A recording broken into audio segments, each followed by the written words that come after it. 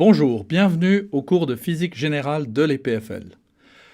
Dans cette leçon, je vais introduire les coordonnées cylindriques et sphériques. Jusqu'à maintenant, nous avons fait des problèmes que nous pouvions traiter convenablement avec des coordonnées cartésiennes. Or, en mécanique, on trouve souvent des situations avec des symétries particulières et il est important d'utiliser un système de coordonnées qui permettent de rendre compte de ces symétries. C'est pour ça que nous allons voir les coordonnées cylindriques, les coordonnées sphériques, et pour ces deux systèmes de coordonnées, je vais définir des repères qui leur sont associés. Je commence avec les coordonnées cylindriques. J'imagine que mon référentiel est matérialisé par un système d'axes cartésiens O, x1, x2, x3. Je veux repérer la position de mon point matériel. Jusqu'à maintenant, on a défini la position du point matériel avec ses coordonnées cartésiennes. Mais maintenant, je propose les coordonnées cylindriques qui sont définies de la manière suivante. D'abord, je vais considérer la projection P' du point matériel P sur le plan O, x1, x2. Et cette hauteur au-dessus du plan, je vais l'appeler Z. Z est équivalent à x3, mais je vais utiliser la notation Z pour signaler que nous sommes en coordonnées cylindriques. Ensuite, je vais utiliser ρ, la distance de P à l'axe OX3. Donc, c'est cette longueur-là. Et enfin, je vais utiliser l'angle qui marque l'écart angulaire entre l'axe OX1 et cet axe-là correspondant à la projection de P sur le plan OX1, X2. Donc, maintenant, mon point matériel a sa position qui est définie par ρ, phi et z. Bien sûr, on peut chercher à écrire la correspondance entre les coordonnées cartésiennes du point et les coordonnées cylindriques. Alors, si on regarde le dessin, la coordonnée x1 va être donnée par la projection de ce point P' qui sera à peu près par ici. Ici, j'ai un angle droit. Et donc, j'ai un triangle rectangle avec l'angle droit ici. Cette longueur-là, la coordonnée x1, c'est ρ cos phi.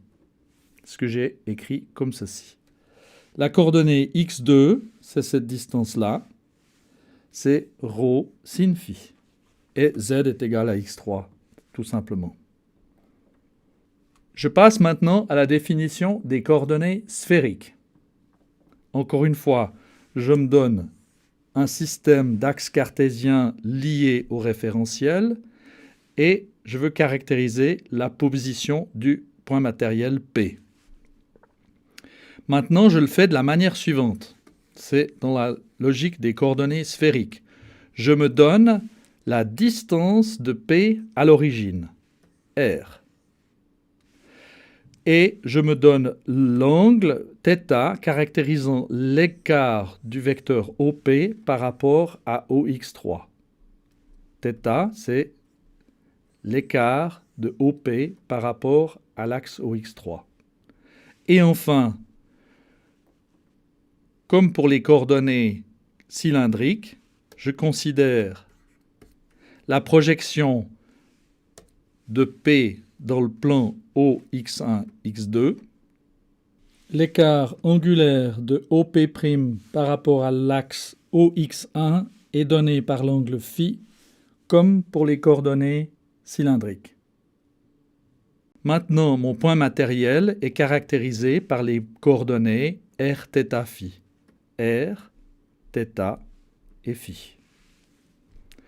Encore une fois, on peut chercher la correspondance entre les coordonnées cartésiennes du point P et les coordonnées sphériques du point P. Alors, il faut voir la chose suivante. cette distance-là vaut, je peux faire un dessin auxiliaire comme ça, je fais la projection de P sur l'axe OX3, ici j'ai un angle droit, et donc j'ai cette distance qui vaut R cos θ dans la direction X3, c'est ce que j'ai noté ici. Ceci vaut R sin θ, qui est égal à la longueur de ce segment-là, R sin θ.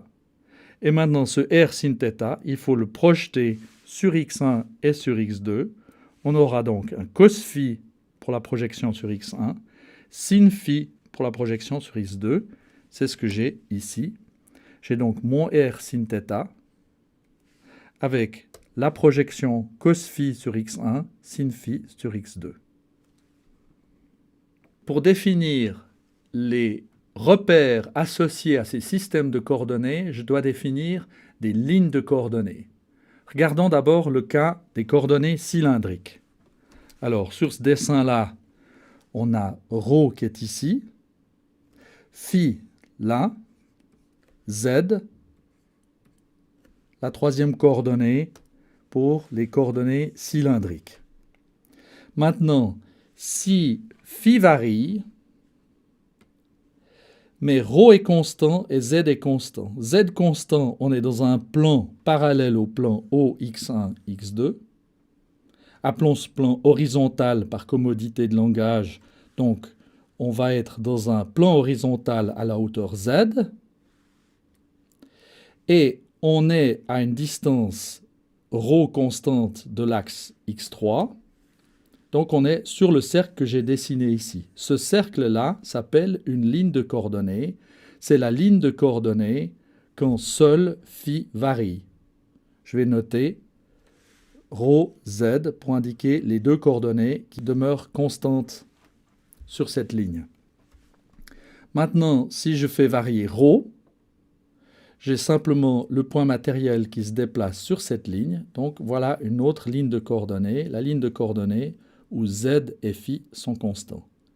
Finalement, j'ai la ligne de coordonnées où seul z varie, le point matériel se déplace sur cette verticale avec ρ et phi qui restent constants. Maintenant, je peux définir le repère associé aux coordonnées cylindriques. Je reprends mon dessin. Ce dessin résume bien la situation. Un référentiel matérialisé par O, X1, X2, X3. Les coordonnées ρ, phi, z. Voilà les lignes de coordonnées. Et maintenant, je me propose de définir des vecteurs de longueur 1, des vecteurs unités, tangents aux lignes de coordonnées. Alors, une ligne de coordonnées, la ligne de coordonnées ρ varie, tout simplement, j'aurai un vecteur dans ce sens-là, que je vais appeler E ρ, parce que c'est le vecteur tangent à la ligne de coordonnées ρ seul varie. On a évidemment un vecteur EZ quand seul Z varie. Et si phi varie, on veut un vecteur unité tangent à la ligne de coordonnées. Donc, il sera dans ce sens-là.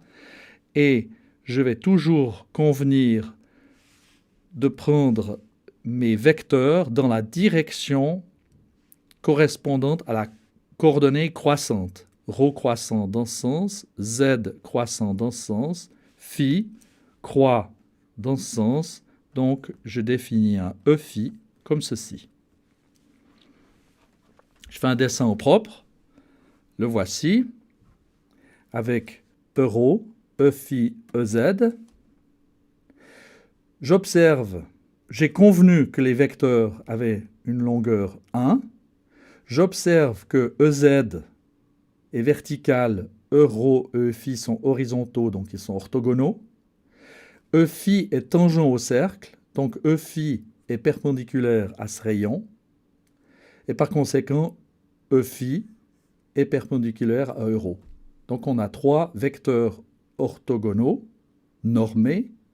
De plus, si maintenant je conviens d'appeler le repère associé au point P E ρ, E phi, EZ dans cet ordre, on a E ρ cross E phi, règle de la main droite, euro cross phi est dans la direction de EZ. On a donc un repère orthonormé direct. Maintenant, je vais noter le vecteur OP. Hein, ça, c'est notre point P. Voilà le vecteur OP que j'appelle vecteur R. Je veux projeter le vecteur R sur mon repère euro, phi, EZ. J'observe que le vecteur R, je peux l'écrire, je peux le dessiner comme une somme de deux vecteurs, ce vecteur-là et ce vecteur-là.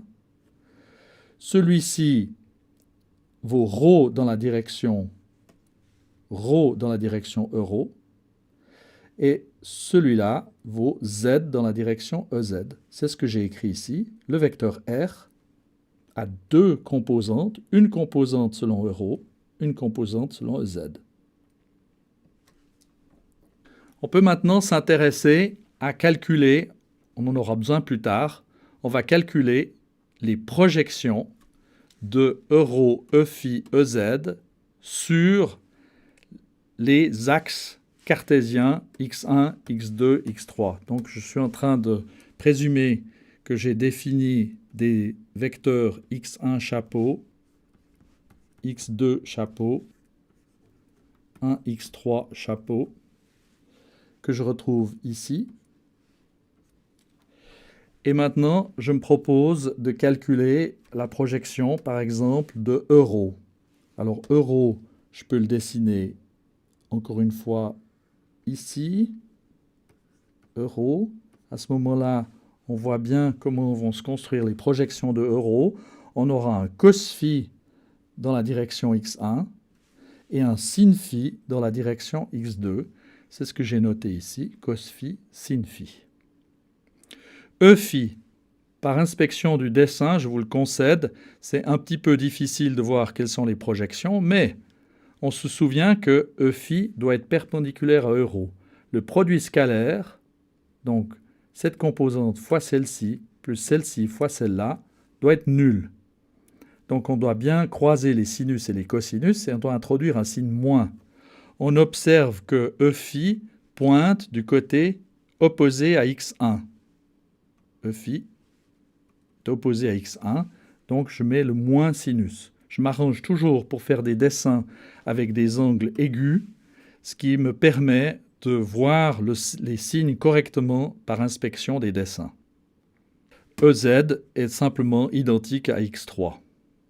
Maintenant, je constate que EZ est perpendiculaire aux deux autres vecteurs et que euro et E phi, par construction, sont perpendiculaires.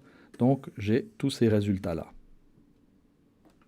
Je passe maintenant aux lignes de coordonnées pour les coordonnées sphériques. Voici un dessin qui résume la définition des coordonnées sphériques. R, θ, phi. Si R seul varie, le point matériel se déplace sur cette droite. J'ai donc la ligne de coordonnées où θ et phi sont constants. On voit d'ailleurs comme les deux angles θ et phi définissent une direction de l'espace. Si θ est constant et R est constant, θ constant, je suis astreint à me déplacer, le point matériel doit se déplacer sur un cône. À une distance fixe de R, on est sur un cercle, on est sur ce cercle.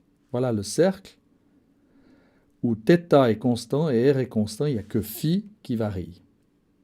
Enfin, je dois dessiner la ligne de coordonnées quand R est constant, phi est constant, mais θ varie.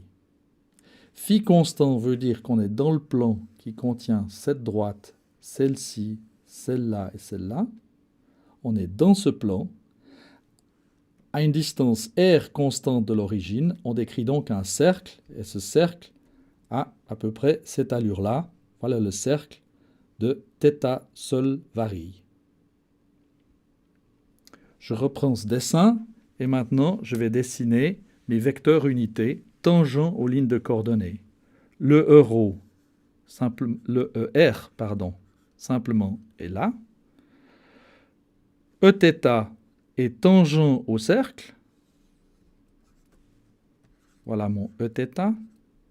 Et le Eφ est tangent à l'autre cercle. Un peu difficile à voir comment il s'oriente, à peu près comme ça. Voilà Eφ. Je prends des vecteurs de norme 1. Voyons le dessin plus proprement. Voilà ER, Eθ, Eφ. Pour ne pas charger la figure, j'ai enlevé cet arc de cercle. Mais il faut se souvenir que le Eθ est tangent à un cercle dans le plan qui contient x3, le rayon vecteur et cette droite. Je peux définir mon repère lié au point P.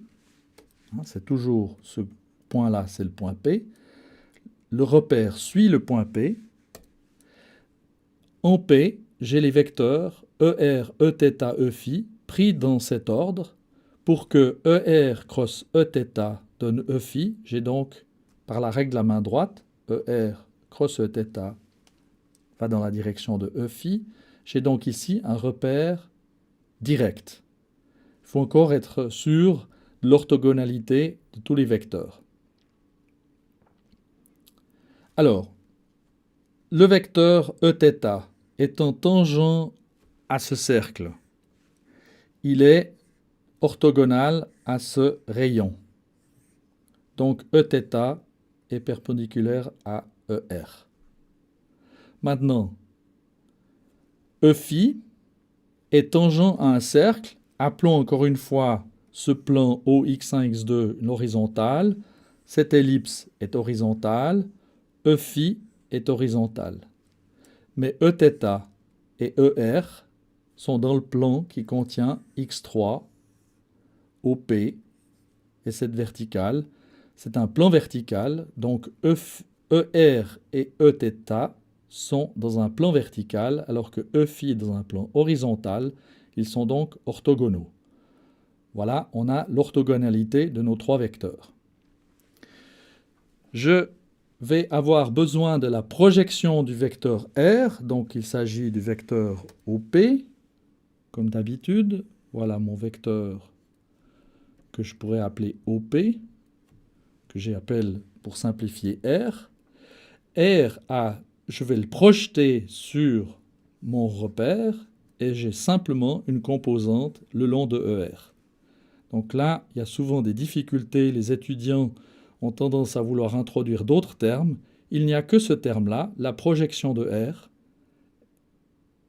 R est en fait le long de ER, donc on a simplement cette formule. On peut s'amuser comme exercice à projeter ER, Eθ, Eφ sur les axes cartésiens x1, x2, x3. Alors allons-y, essayons de le faire. Je commence avec ER. Je dessine une ligne auxiliaire ici verticale parallèle à x3. Et puis une ligne horizontale, comme ceci. La composante de ER dans la verticale, c'est ce terme-là qui vaut cos θ parce que l'angle θ, je le retrouve ici. L'angle θ, il est là. Donc, j'ai un cos θ dans la direction verticale. C'est ce que j'ai noté ici. Dans l'horizontale, j'ai cette longueur qui vaut sin θ. Ce sin θ, si vous voulez, vous pouvez le dessiner ici dans le prolongement. Et vous devez le projeter sur x1 et sur x2, ce qui va vous donner un cos phi et un sin phi. C'est ce que j'ai noté ici. Vous avez le cos phi et le sin phi pour le terme en sin θ. Je vais maintenant regarder la projection de Eθ. Alors, pour Eθ, il faut essayer de s'y retrouver. Une façon de le faire, c'est de réaliser que ce qui définit θ, c'est cet angle-là. Or, ce côté-là est perpendiculaire à celui-ci, et ce côté de l'angle θ est perpendiculaire à celui-là. Je vous rappelle que Eθ est tangent au cercle de coordonnées θ seul varie, et donc Eθ est perpendiculaire au rayon vecteur. Il y a un angle droit ici. Je prolonge cette droite. Et donc, si ici j'ai θ, là j'ai à nouveau l'angle θ. Par conséquent, j'ai un cos θ dans cette direction-là. Si vous voulez, je peux marquer la projection ici. Cette longueur-là vaudra cos θ. Et ce cos θ, je dois le projeter sur x1 et sur x2, ce qui va me donner un cos phi et un sin phi. Allons voir, j'ai en effet le cos θ qui apparaît, et j'ai cos phi et sin phi comme prévu. Dans la direction verticale, le Eθ a une projection qui va être en cosinus de l'angle complémentaire à θ, donc sinus de θ. Il y a un signe moins parce qu'on voit bien que θ est dirigé dans le sens opposé de x3. Reste E phi. Pour E phi, il n'y a rien de nouveau par rapport à la projection du vecteur E phi qu'on avait calculé pour les coordonnées cylindriques. Donc on a un moins sin phi et cos phi. Ayant écrit les composants de ER, Eθ, EFi sur x1, x2, x3, on a encore tout loisir de vérifier ces orthogonalités. Prenons par exemple ER et Eθ, ER et Eθ. J'ai ici un cos θ, sin θ avec un signe moins. Ici, j'ai sin θ, cos θ avec sin carré. Ici, j'ai sin θ, cos θ avec cos carré. Cos carré plus sin carré fait 1. Il me reste plus sin θ, cos θ. Ici, j'ai moins sin θ, cos θ. Donc, j'ai mon 0.